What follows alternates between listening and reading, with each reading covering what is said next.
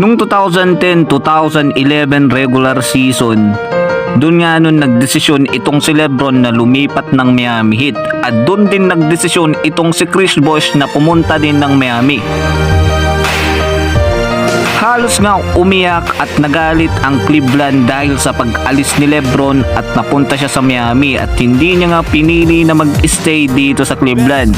Kaya halos isinumpa siya at sa tuwing naglalaro siya na sa Miami kontra nga dito sa Cleveland ay halos pambabatikos nga yung ginagawa o natatanggap niya dito sa Cleveland.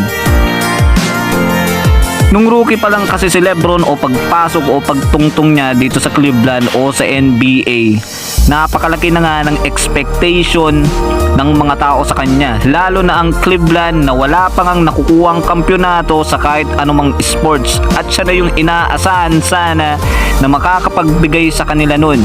This video is sponsored by 1xBet. Get up to 12,000 pesos for your first cash deposit using the promo code 1xLoyD sa pag-sign up gamit ang link na nasa comment section.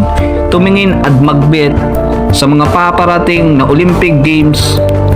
Pwede ka ngang magbet sa mga gusto mong team na tayaan tulad nga ng USA, France, Greece at marami pang iba. At laging tandaan, bet responsibly. Ngunit hindi nga yun pinansin ni Lebron at lumipat pa rin siya sa Miami at nakaduo niya itong si Dwayne Wade at nakatrio pati itong si Chris Bosh. Noong nabuo nga yung lineup na yun, kinakatakutan nga noon nung 2011 at 2012 dahil nga yun yung tinatawag nilang the nightmare ng NBA dahil nagsama nga yung tatlo at lalo na itong si Lebron. At dahil nga din dito sa tulong ni Chris Bosh at itong si Lebron nung pagkalipat nila dito sa Miami, nakapasok nga agad ang Miami dito sa finals at nakarap nila ang Dallas Mavericks. Ngunit bigo nga sila na manalo kontra dito sa Dallas Mavericks dahil nga nag-struggle itong si Lebron at para nga siyang naging bata na walang gaanong naiambak dito sa kupunan ng Miami Heat. Imbis na matuwa ang taga Cleveland nun ay lalo nga siyang binabash at lalo silang natuwa dahil nga nabigo itong si Lebron.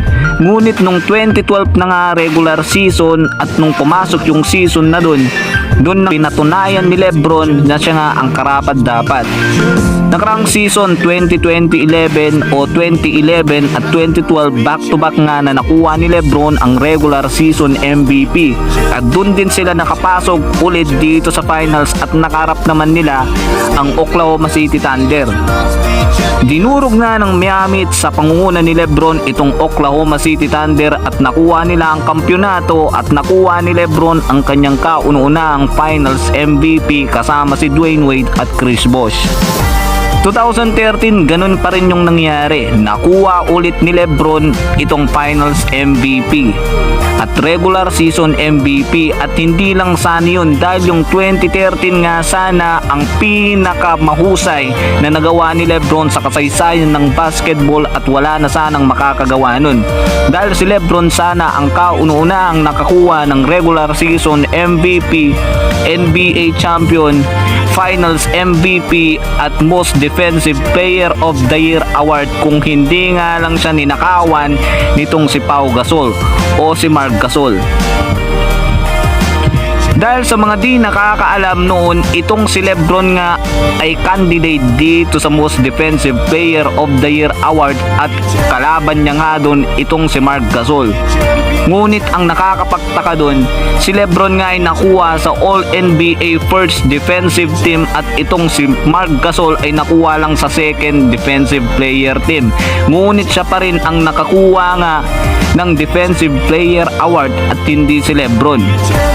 Yun nga yun yung usapan noon na hindi nga matatanggal hanggang ngayon na nasayang nga yung the greatest regular season o season sana ni Lebron na hindi na magagawa ng kahit sinong player kung hindi nga pinagkait at ninakawan siya ng award na yun.